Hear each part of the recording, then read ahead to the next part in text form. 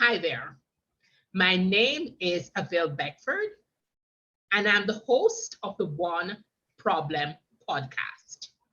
You know that there are tons of problems in the world, but we're not going to get overwhelmed. We're going to take it one problem at a time so that we can learn from each other. People who are regular listeners know that most of the guests who come on, I have some prior relationship with them, and that's the case. It won't come as a surprise to you because this is another Elevate sister. So today I present to you Lillian Davenport, and she is a leadership development and career strategist. Over to you, Lillian. Thank you so much, Avil. The problem that I'm addressing today is really based upon the McKinsey and Company leanin.org Women in the Workplace 2021 research. And that research says that there is a 3% decline in women's representation, white women's representation, from entry level to the senior manager director level in the corporate pipeline. But there is an 8% decline for women of color. So any way that we look at it, women are losing ground in being promoted in the corporate leadership pipeline. And so what we're going to look at, how can women take more control of advancing their careers? And I offer 3 ways for women to take those actions and be in more control in closing that promotion gap, because it's not going to close itself. We need to do something to actually make a dent there. So the very first thing that I would say that we as women can do is to become more aware. Why is that important? There was some research that was done by Dr. Tasha Eurich, who is an organizational psychologist, that says that 95% of people believe that they are self-aware. But her research, there's a whopping gap between the two. It's only between about 10 to 15% of the population that are truly self-aware. So what does this self-awareness really mean? It really means fully knowing who you are, your values, your passions, your goals, and your aspirations, your personality. What is it that others see? Your feelings and emotions, how those things come out, your strengths and your weaknesses, those things that can be derailers, and understanding, most importantly, how you impact others and how they perceive you. When we are more self-aware, we can lean into our strengths and really lean on them and use them to our advantage.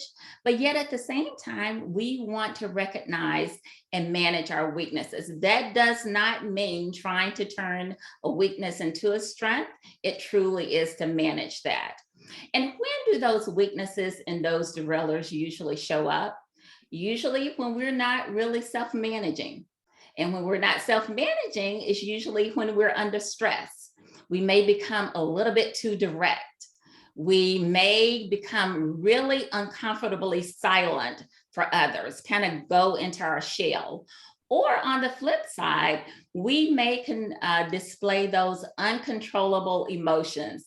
It reminds me of a story that I heard of a gentleman that he would just be standing up on top of the desk and cussing people out. We don't want those uncontrollable emotions to come into play. Why does it matter?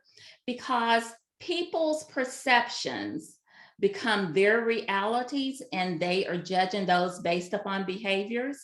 And that perception and that reality will drive their actions and their decision makings. And that can make the difference between being in the mail room, and I'm figuratively speaking that, or elevating yourself up to the boardroom. So self-awareness really does make a difference. Number two, develop and mine your connections. Cultivating business relationships is like the oil that runs through an engine. You need to have that oil on in order to make that engine run very well. And that's the same thing that connections do for us. These last couple of years, it's been really hard for us to try to build relationships, sustain relationships, but it is very much worth the effort. So there's some things that we can do, and even with our connections. Right now, I invite you to survey your connections. Who are you connected with? Who's in your network? Who do you want to connect with that maybe is not within your network right now, but you really would like to get to know them more in the future? And who do you want to release from your network, from your connections? Sometimes connections come to pass, not to last. So we know that it's okay to release those.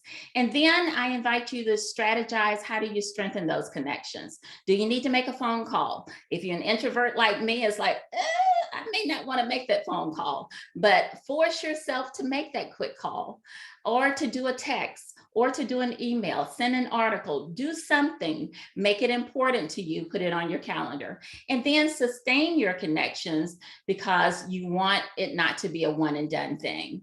The third thing, engage and be engaged with your connections. So what does that mean? Invite your connections to the dance, and then invite them to actually get on the dance floor. As women, we can be very reserved and we don't like to ask for support. And so I encourage you to do just the opposite. Don't hesitate to ask for support. Even when you ask for that support, it doesn't mean that you don't know what you're doing, or you're incompetent, or somebody's going to find out you don't really know your stuff. Yes, you do. Be confident that you do know your stuff and engage others to help you. And then conversely to that, be interested in what others are doing within your network as well. So figure out where their interests are, where there is an overlap there, and join them in the work that they're doing. So be curious and connect with them, engage them in what you're doing, and then become engaged in what others are doing within your network. So if I had to wrap this 3-step approach up in an acrostic, my solution, it would be in the form of ACE, an acrostic of ACE. The A is awareness. Heighten your self-awareness. Know what you think from your perspective, what others see, and begin to self-manage, proactively self-manage. The C would be connections. We were not designed to be islands. So we want to have those connections. And then the E is engagement, in engaging others in what we're doing and becoming engaged in what others are doing as well. So bring some ACE into your presence and how you are showing up. For more support, always feel free to reach out to me at endviewsolutions.com. That is endviewsolutions with an S.com. I'm Lillian Davenport, and I am your leadership and career strategist. Back to you, Avel. So this has been really good. And I like that you started the conversation with the awareness, because it's all a part of being emotional intelligent. Yes.